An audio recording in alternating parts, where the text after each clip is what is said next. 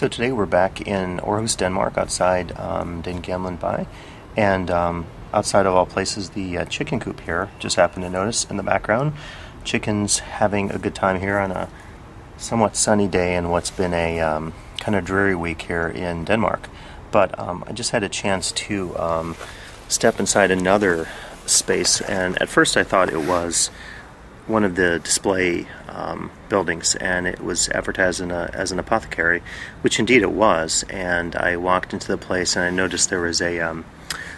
worker, and I spoke with the worker, and I discovered that they're also selling soap in the space. So like a few of the other places here at this historical reconstruction site, open air museum, whatever you want to call it, I noticed that there was a blurring of the line between the telling of the history and the selling the guest an item. So it's not necessarily a bad thing, but just for me a little bit of confusion when I go into a place and I try to discern, I guess, for myself what's being sold to me or what's being told to me. So probably, as I noted in the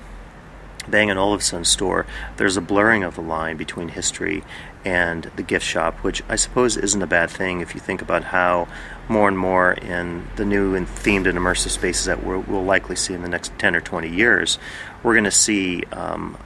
greater uses of irony. We're going to see a blurring of lines between the spaces themselves, and I guess as a guest, in a sense, it opens up possibilities for exploring and discovering things on your own and thinking about the world in different ways. And then for a designer, it opens up more possibilities in terms of being able to think about creative ways to sell and help